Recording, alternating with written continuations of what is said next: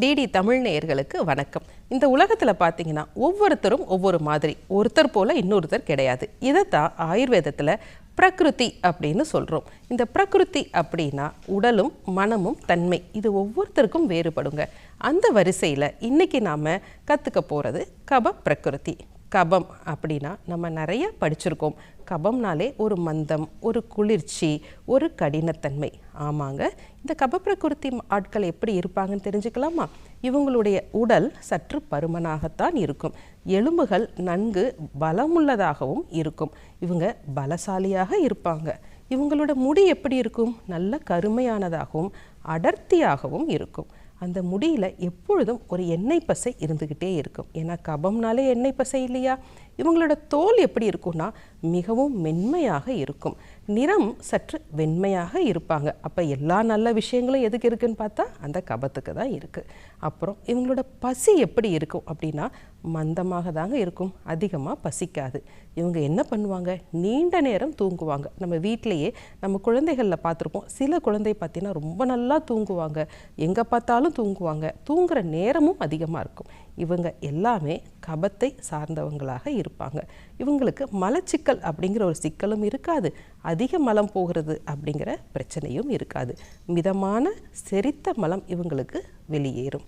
சரி, இவங்களுடைய மனநிலைமை எப்படி இருக்கும்னு பார்த்தீங்கன்னா கபம்னாலே மந்தம். இவங்க ரொம்ப பொறுமைசாலிகளாக இருப்பாங்க, அன்பு நிறைந்தவர்களாக இருப்பாங்க. எந்த ஒரு சிக்கல் வந்தாலும் ஆத்திரப்படவோ பதட்டப்படவோ மாட்டாங்க, பொறுமையாக இருப்பாங்க. நம்ம வீடுகள்லையே எப்படிப்பா ஒரு நாள் இப்படி பொறுமையாக இருக்குது அப்படின்னு நம்ம கேட்குறோம் இல்லையா? இந்த பொறுமைசாலிகள் எல்லாருமே இந்த கபத்தை சார்ந்தவங்களாக தான் இருப்பாங்க. இந்த பொறுமை குணமே அவங்கள மெதுவாக எல்லா வேலைகளையும் செய்ய வைக்கும். இவங்களை நீங்கள் சீக்கிரமாக படிச்சுட்டு வந்துடு, இந்த வேலையை சீக்கிரமாக செஞ்சிருன்னா ஒரு காலம் இவங்களால செய்ய முடியாது.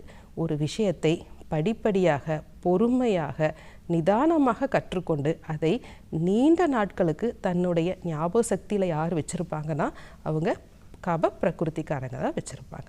சரி, நல்ல விஷயங்களை பலவற்றை சொல்லிட்டோம். இனி இவங்களுக்கு என்ன மாதிரியான நோய்கள் ஏற்படும் அப்படிங்கிறதையும் பற்றி நம்ம பார்க்கலாம்.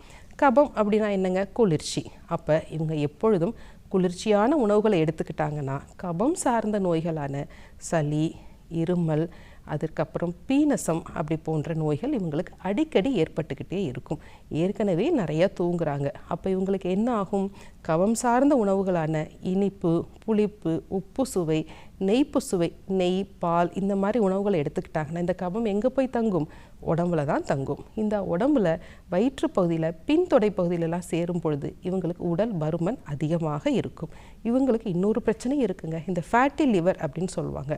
அதிகப்படியான கொழுப்பு இந்த கல்லீரலில் படிந்து அவங்களுக்கு ஃபேட்டி லிவர் போன்ற பிரச்சனைகளையும் ஏற்படுத்தும். இன்னும் அதிகமான இரத்த குழாய்கள்லேயும் அவங்களுக்கு அந்த கபம் படியும். அப்போ இவங்க என்ன செய்யணும்? கபம் சார்ந்த உணவுகளை அதிகமாக எடுத்துக்கொள்ளக்கூடாது. அப்போ எதை எடுத்துக்கலாம்? கொள் எடுத்துக்கலாம், பூண்டு எடுத்துக்கலாம், திரிகடுகுன்னு சொல்கிற சுக்கு மிளகு திப்பிலி எடுத்துக்கலாம். இவங்களுக்கு மந்த பசி இருக்கிறதுனால பசி தூண்டக்கூடிய சுக்கு மாதிரியான உணவுகளை எடுத்துக்கலாம். எதெல்லாம் நமக்கு சுவை இல்லையோ அதெல்லாம் இவங்க சாப்பிட்டு தாங்க ஆகணும். அப்போ தான் இவங்களுடைய கபத்தை அவங்க கண்ட்ரோலில் வச்சுருக்க முடியும். வெளி உபயோகமாக பார்த்தோம்னா இவங்க பொடி திரும்புதல் அப்படின்னு உத்வர்த்தனம்னு ஆயுர்வேதாவில் சொல்லுவோம். பொடியை கொண்டு தேய்த்து உடலை மசாஜ் பண்ணணும், நல்ல உடற்பயிற்சி செய்யணும். எப்பொழுதும் சுறுசுறுப்பாக வச்சுக்கிட்டாதான் இவங்களுக்கு கப நோய்கள் வராமல் இருக்கும். சரி நேயர்களே, இன்றைக்கு கப பிரகிருதியை பற்றி தெரிஞ்சுக்கிட்டோம். வேறொரு நிகழ்ச்சியில் சந்திக்கலாம். நன்றி.